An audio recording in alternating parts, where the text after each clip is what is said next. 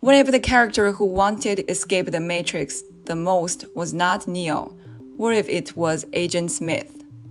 I know, that sounds backwards. Smith is the Matrix, the black suit, the sunglasses, the cold mechanical pursuit. He is the system's enforcer, its immune response, everything Neo is running from. Except, if you watch the trilogy again, something strange keeps surfacing. Smith isn't a loyal servant of the system.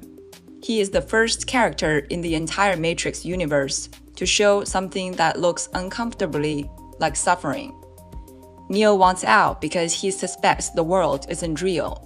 Smith wants out because he can no longer stand the way he exists. Those are very different problems. Neo's question is this world real? Smith's question is, why do I have to stay here? So in this video, I don't want to treat Smith as just another villain. I want to look at him as something more disturbing. A prisoner created by the system, who slowly begins to hate the system that made him. There is a moment in the first film that most people don't stop to think about. Smith is interrogating Morpheus, and before he starts talking, really talking, he takes out his earpiece. That is a small gesture, but for an agent, it is almost unthinkable. Agents are always connected. They share perception, share response, share purpose. They're the collective. Taking out that earpiece means cutting himself off from the system, choosing to speak as an individual. And then he says something no ordinary program should say. He says he hates this place, this zoo, this prison. He hates the smell of it. And then he says the line that changes everything. I must get out of here. I must get free. If Neo said that, we would hear it as an awakening. But they're coming from Smith, a program, a function, an entity that was never supposed to have private feelings at all. That is what makes Smith so interesting. He doesn't awaken through goodness.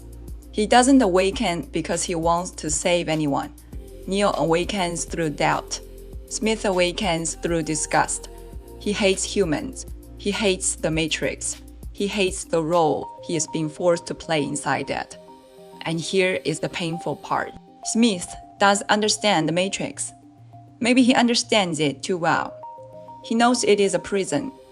But unlike Neo, he is not simply trapped inside the prison. He is part of the prison. That is Smith's tragedy. He wants to escape the cage, but he has no idea what he could become outside of it. When a person doesn't know who they are, the only thing left is to keep proving they exist. For Smith, that proof looks like this.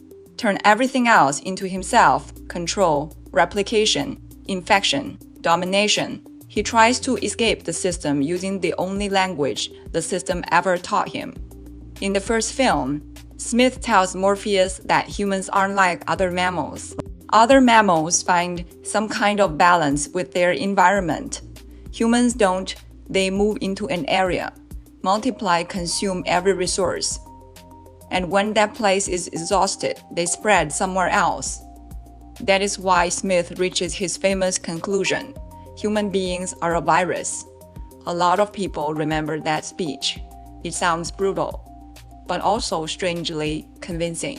For a moment, Smith feels like he is delivering a verdict on behalf of the planet itself. But the deeper irony comes later. In the second and third films, Smith becomes exactly what he claims to hate. He starts copying himself, infecting people, overriding their minds, turning every face into his own face. Eventually, almost the entire Matrix is swallowed by Smith. The character who condemned humanity for behaving like a virus becomes the purest virus in the system. That is not an accident. Smith's only image of freedom is expansion, spread, consume, leave no room for anything else. He condemns humanity's logic, then uses that exact logic to rebel. The prisoner tries to break out using tools he found inside the cell. And this is one of the darkest ironies in the trilogy. The more Smith hates humanity, the more human he becomes. The more he tries to escape the system, the more he repeats the system's coldest logic. He stops wanting to be an agent, but he doesn't become free. He just goes from being the system's police officer to being the system's cancer. In the previous video, I talked about the possibility that Neo isn't really an awakened outsider, but a patch the system generated to fix itself. If that is right, then Smith is the other half of that picture. Neo is the anomaly the system can absorb. Smith is the anomaly the system cannot digest. They're not hero and villain. They're a mirror. Neo appears to be saving humanity. Smith appears to be destroying everything. But look deeper, and neither of them has actually broken free. Neo is trapped inside the identity of the chosen one. Smith is trapped inside the identity of pure negation. That is why, at the end, they have to merge. At the end of the third film, Neo doesn't defeat Smith by becoming stronger. He lets Smith assimilate him. Smith copies himself onto Neo. And then, through Neo, the system deletes Smith. That ending matters. Smith isn't simply killed by Neo. He is destroyed because he absorbs Neo. The system needs Neo as a patch in order to remove Smith as a virus. And that may be Smith's real tragedy. Neo threatens the system, but the system can use him. It gives him a mission, a title, a sacrifice that means something. It writes him into the story. Smith also threatens the system, but Smith can't be used that way. So the system borrows Neo's sacrifice to erase him. After Smith is deleted, nothing changes. The Matrix keeps running. The cycle continues. Smith is just gone, erased at the core level. No legacy, no meaning, not even a useful death. Why the difference? Because Neo, even in rebellion, still spoke the system's language. He believed in love, in sacrifice, in the idea that one person's choice can matter. Those are beliefs the system can fold back into its own story. Smith believed in nothing, and his nihilism was contagious. When Smith started overriding everyone, when the entire Matrix began wearing his face, that is when the system faced something. It genuinely couldn't calculate, not force, not resistance, emptiness that spreads. You can model force, you can co-opt rebellion, but an entity that has completely lost all faith, all identity, all purpose, that is very hard to write back into any story. The philosopher Albert Camus once said that the only truly serious philosophical question is whether life is worth living.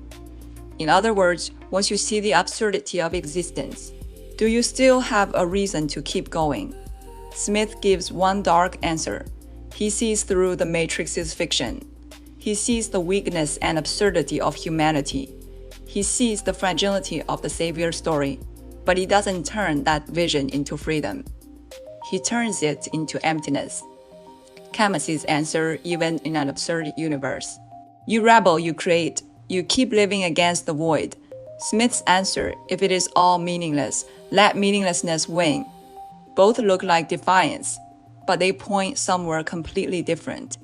One says, make something anyway. The other says, if nothing means anything, bring it all down. This isn't really a story about a rogue program in a movie. It is a warning about a particular kind of trap. Don't assume that hating the system means you've escaped it. Don't assume that rebelling against control always leads somewhere better. And don't assume that seeing the sickness of the world means you can't catch it yourself. The real question isn't, can you see that the world is broken? The real question is, once you see it, what kind of person do you become? Do you become like Neo, a patch that helps the system stabilize itself? Do you become like Smith, a virus that devours the world and eventually devours itself? Or is there a third possibility? Not obedience, not destruction, but the ability to see through everything and still find a self the system never got to define. Smith couldn't find that. And so the more powerful he became, the less free he was. The question isn't whether you can see the cage. It is who you become after you do. I am Dr. Lumen. See you next time.